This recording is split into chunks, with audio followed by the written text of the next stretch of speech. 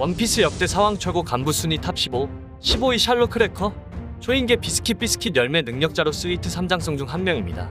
유혹 기습해서 루피를 막기 위해 등장했을 땐 그의 위압감은 엄청났죠. 이명 천수의 크래커답게 박수를 치면 계속 늘어나는 자신의 능력으로 8개의 팔과 6개의 검 2개의 방패를 만들어서 공격력과 방어력을 보강해 쉴 새 없이 공격을 퍼붓는 모습을 보여주었습니다. 루피의 엘리펀트 건을 방패로 가볍게 막아냈으며 롤 프레첼이라는 기술로 루피에게 부상을 입히거나 하드 비스킷 방어 기술로 루피의 호크 게틀링을 너끈히 막아내는 모습을 보여주었습니다. 하지만 기어포스의 몸체가 부서지면서 본체가 나왔는데 이때 루피의 팔을 벤 것으로 보아 무장색은 상당한 득보이죠. 그리고 무호 박수를 짝짝치며 비스킷들을 소환하며 무한한 병사를 만들어 루피를 모는 데 성공하였습니다. 하지만 나미의 비 내리는 스킬로 루피가 비스킷 병사들을 먹어치웠죠. 그리고 탱크맨으로 변신해서 레커의 프레첼 기술을 역이용해 크래커를 날려버리는 데 성공하였습니다. 비스킷 병사보다 실제 본체 방어력은 낮은 것으로 보이죠. 14위 잭, 백수의 적단 대간판 가뭄의 잭은 동물계 고대종 코끼리 열매 모델 메머드입니다. 잭은 모로코 공국에서 가장 강한 이누아라시와 네코마무시를 상대로 5일 동안 쉬지 않고 대등히 싸울 정도로 엄청난 강자입니다. 그럼에도 불구하고 지친 기색조차 보이지 않아 완다가 괴물이라 평했죠. 그리고 그렇게 싸우고 나서 바로 도플라밍고를 탈환하러 갔는데 그때 후지토라, 센고쿠, 추루 이 3명의 강자들을 상대로 군함 2척을 침몰시키면서 살아남을 정도로 끈질긴 생명력을 보여주었습니다. 하지만 와노쿠니에서 수로나된 이누아라시와 네코마무시에게 패하긴 했지만 이때 상당한 밍크족들을 쓰러뜨리고 나서 싸운 것이므로 대단하죠.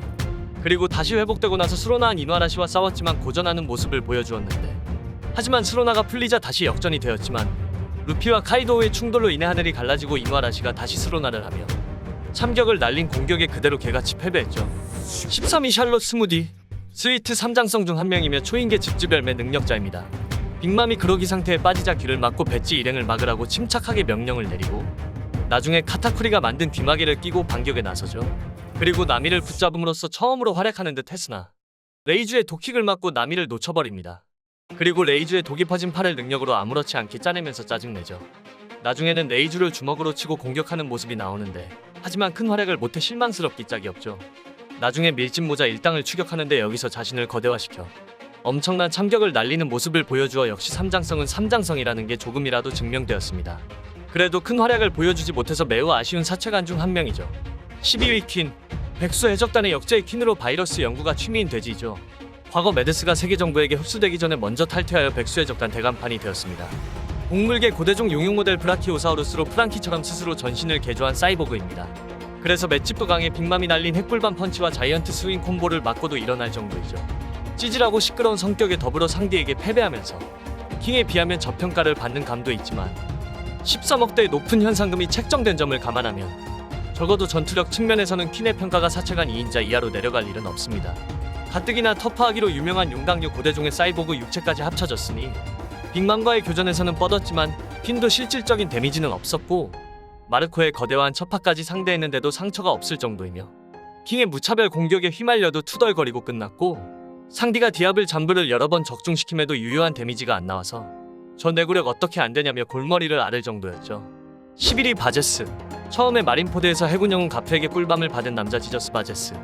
그 후 드레스로자에서 생각보다 약한 모습을 보여 실망한 모습이 컸지만 하지만 고층에서도 뛰어내렸지만 사른 모습을 보여주었으며 사부에게 그렇게 당했는데도 불구하고 혁명군의 본거지 바레티고를 발견하여 상당한 맷집을 가진 것으로 보입니다. 그리고 와노쿠니 편이 끝나고 트라팔과 로우 해적장과 싸웠는데 그때 힘인 열매 능력자라는 게 밝혀지면서 산을 통째로 들어 로우에게 냅다 던지는 미친 능력을 보여주었습니다. 안 그래도 괴력이었던 바제스가 더더욱 강해져서 놀라웠죠. 12위 조즈, 세척원 미호크의 참격을 막은 남자 다이아몬드 조즈. 그리고 정상전쟁 때 아오키지가 얼린 만해에서 얼음 통째로 던져버리는 미친 폼을 보여주어 독자들에게 엄청난 충격을 주었죠.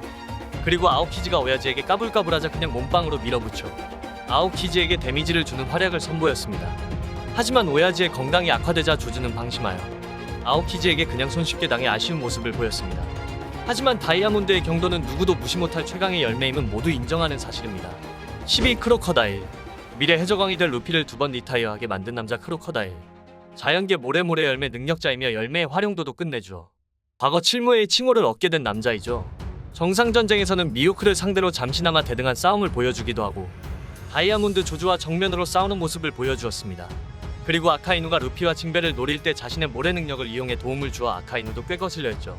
그리고 칠무회가 폐지되고 미호크와 손을 잡으며 종횡무진하려고 했지만 갑자기 버기로 인해 황당하게도 버기의 부하가 되었다고 언론에 소개되고 상황 자리에는 버기가 앉았죠.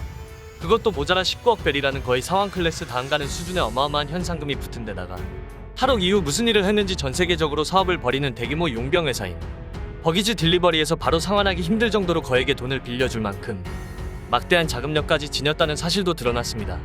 그리고 극장판 원피스 스탬피드에선 20대 젊은 시절의 전 노저 해적단 선원이자 실버즈 레일리에 비견되었다던 더글라스 블릭과 맞붙어 무승부를 이뤘다는 설정이 추가되어 놀라움을 금치 못했습니다.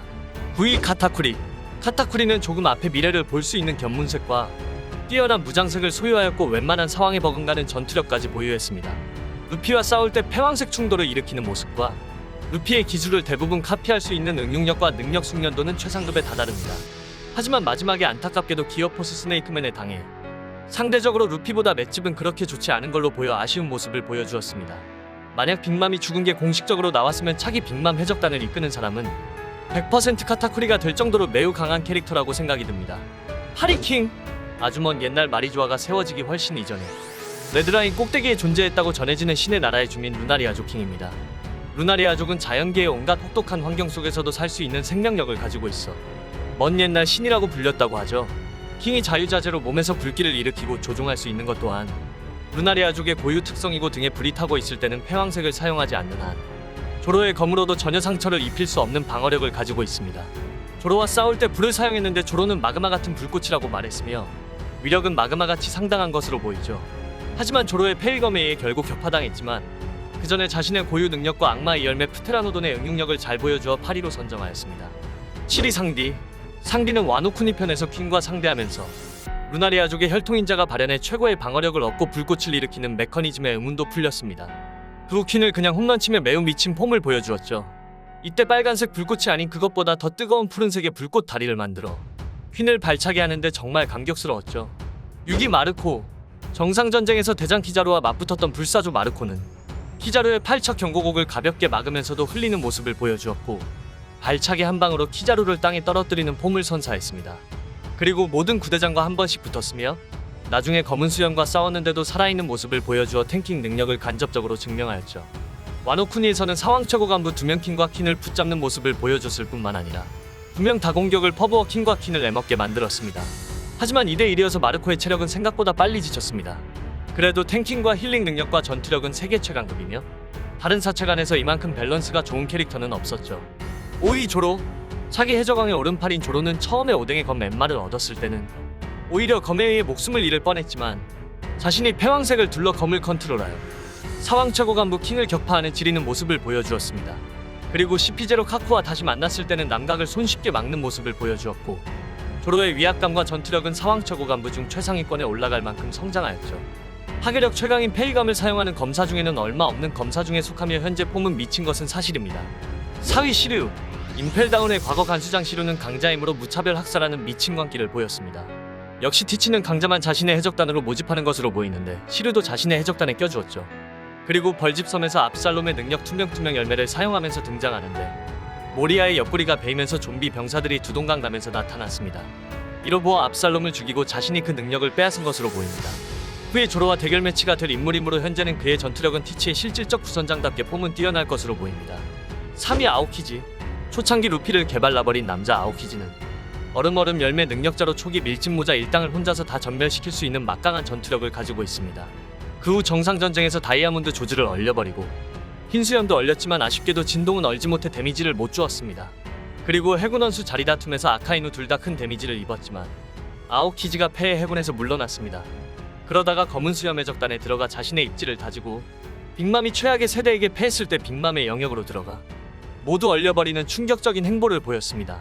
2위 벤베크맨.